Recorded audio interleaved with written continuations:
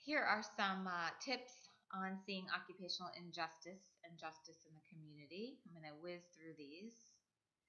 So the first one that I want you to look at is a link that shows you a little bit of a news story and a little video for about a minute or two on a knitting network. The trick about the knitting network is it's a group of seemingly healthy community dwelling older women who are coming together to knit on a regular basis.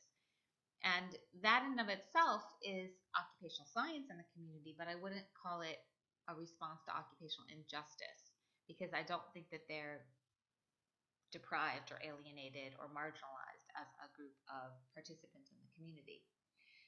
So then I looked at it more closely, and there is an organization that they're highlighting in this video where they're coming together on a particular day for a particular charity. The charity is called Wrap with Love, and it provides blankets to those in need around the world. Again, a great cause that these women are knitting for. However, is receiving a blanket enabling participation in occupation? I'd say it's a stretch for purposes of this class to use this one as an example. So I want you to be kind of thinking like that. There might be some great things that you see in the community, and I love that so many of you are now really seeing occupational science in the community. The thing is, now you've got to hone your vision to see occupational justice or injustice, because not all occupational science in the community is fulfilling or responding to an occupational justice matter or injustice matter. Oops, this is not the one moving, this one. Stroke choir. This is a little 2-minute video on a speech pathologist who started a choir for persons who had had a stroke, so persons who were aphasic. So if they're aphasic, they don't have good communication. So that is a specific population within the persons who've suffered a stroke who are potentially alienated from occupation because they can't communicate. They don't speak the language, if you will, anymore because they've lost a lot of their ability to express themselves. Sometimes they also have aphasia where they're not understanding individuals, which is tougher to manage. She started this stroke choir, and it turns out that the occupation or participation in the occupation of singing actually helps these individuals improve their ability to communicate both during the singing and outside of singing. So, and then at the same time, some of these individuals have now discovered that they have a new occupation, which is singing in a choir. And for others, it's just a matter of being a good social participation so that they're not alienated from opportunities in the community. So this was put on locally through the conservatorium. So it's something that maybe it's worthwhile to continue to advocate for something like this to happen. Or maybe something that you're discovering is similar to this. So I share this with you as a way of looking at it in terms of, okay, what's the injustice that a person with a stroke experiences if they can't talk? And how is the stroke choir promoting participation in occupation because it's giving them their voice back? The version here is the long version, and what's helpful about watching the long version, I think it's about an hour, the television show Insight, it kind of gives you a picture of how persons with a stroke are treated medically, which direction, basically how their life might turn out depending on the kind of treatment they got. And it also shows you just some examples of what happens to a person who's had a stroke, which I think all of you are aware of. So here's some questions I want you to be thinking of. What condition of occupational injustice do persons with whatever, fill in the blank, have? Okay, so this is if you're kind of thinking from in that direction of what injustice. The injustice could be illness, injury, disability, poverty, socioeconomic limitation, some kind of social inequity, geographic limitation, gender role discrepancies, stigma because of some lifestyle or some kind of might be a disability, might be just how they live their lifestyle, overemployment. There's lots of fill in the blanks that you could put here. Okay, so think about it. What condition do they have? You got to look at what's happening because they have this. What are they not able to engage in? What occupations are they limited in? Then I want you to look at what occupational fix or cure is needed or already being done by whatever this community or organization or population you're seeing if you're going from that angle. Let me give you a little more details on this. So here's questions to help you. With regards to answering that first question of what condition of occupational justice do persons with, let's say, a language barrier have? I grew up in South Florida, in Miami. There was an area of town called Little Haiti, and many of the older adults in the community did not speak English. They all spoke Creole, and so they were alienated from participation in a lot of the occupations or activities in the community that they could have participated in the wider community. There were things certainly that they could do within their very tiny community, but in the big picture of things, it was alienating for them to not speak the language. So what you want to be thinking of in terms of this is whatever that population is, what occupations does whatever issue that keep this person from having in their community or in the population. Okay, so giving you some examples there. What happens to this person or happens to persons with them or it, this issue, clinically or functionally? What's the problem for persons with a language barrier occupationally?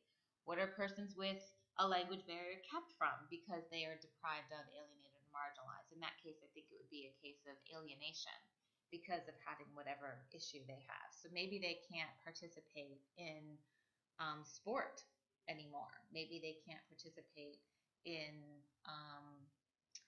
depending on where they live. If they're not living in Little Haiti, but they're Haitian, they might not be able to participate in religious expression. There may not be a church that they can attend where the language is spoken. Sometimes this is where literature review can help you when you start to kind of have a hankering about an issue. So once you know the above answer, then you can go to the next question. Okay, what's the occupational fix or cure that's needed? Or for those of you who've already stumbled on what's being done, what is that? And you might be working backwards from this. You might be seeing something amazing in the community and you have to work backwards and figure out, okay, what condition is this responding to? And now let's just go back to this question of what's the fix? So what is the foundation, center, or program enabling that fits into the occupational science or justice bucket? Okay, let's think about that. How is this foundation, center, or program offering to build skills towards participation in occupation? Or how is it restoring or creating occupation for these men and women? You could probably go back and reanalyze this with regards to the stroke choir and see examples, see how this happens. What else occupationally are these men and women able to do occupationally now because of what this foundation offers? In the case of Little Haiti, there was a radio show that came on board, and that basically went out to all of Miami-Dade County. So it wasn't just broadcast to Little Haiti, but it was basically information about events and assistance and church activities in the local communities. So, and it was done in the method that in Haiti, many of the older adults would be listening to the radio. Many of the women who worked from the home would be listening to the radio. So somebody got the bright idea to actually deliver the intervention, if you will, deliver the message, the educational message, through the means that these people would have naturally been receiving that message in their home country.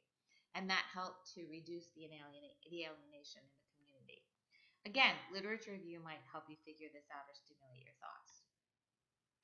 Also, if you're struggling, open the newspaper. This was today. Today I looked in the newspaper. Smartphones were hailed as an aid to children's reading. So reading is an element of the occupation of school participation. This article talked about research that said kids who are from disadvantaged backgrounds, so maybe they're alienated from contemporary participation in occupation due to poverty. They don't have smartphones or touchscreen devices, yet they responded better to these for reading skills. So could you see getting on board to come up with support to get some kind of tool out there to enable, like the tool being get smartphones or get touchscreens, get iPads to kids like this. So these kids have an equal opportunity for building reading skills. And obviously if they build reading skills, then they're going to participate in school better, and then that's going to lead to other occupations. So that was just in today's newspaper. These are a series of other newspaper articles that I've seen in the last week or so. I put some notes in each of the slides that you can read. This was on the support needed for carers of mentally ill. It looks like Arts and Recovery is going to pilot some workshops for these carers. But basically, from what I could read, carers are a population of individuals who are likely experiencing occupational imbalance in some way. They've got really high stress work that limits their participation in social activities while also putting them at risk for depression. So there's an organization that's mentioned here, and maybe that's a source for you to explore. Oops. Wave of discontent. This is an article that came up about the closing of pools that will deprive a community of access to this occupation for leisure and health management. So it basically will create geographic isolation for folks who no longer will have access to a pool because they will live too remotely, let's say, from a pool. So, and these are well community dwelling persons. I think that's the beauty of some of these things is that we're not talking about disabled people who can be occupationally deprived. So, what could you do as an occupational scientist and occupational therapist to promote the value of swimming as exercise and leisure, and so that maybe they don't close up these, they don't increase these costs to make these clubs inaccessible to everybody. So, think about that. This is an incentive for persons who are able to find employment and keep employment for, I guess, 2 years. So you could look at this as occupational deprivation because it's been persons who've had long-term unemployment, or you could look at this as occupational imbalance as the unemployed or underemployed, or rather the unemployed. And so could you advocate for the power of work for someone's health, the way that the World Health Organization defines health? I think you could. After last semester, I think you all know quite well how important engaging in work is for adults in our country. Oops. Oh, that must be the end of it. Okay, so I hope that that helps give you some more examples and some more thoughts. Watch it over and over. I wrote some notes in the slides, so you should be able to maybe get those some help. And certainly email me or call me with questions.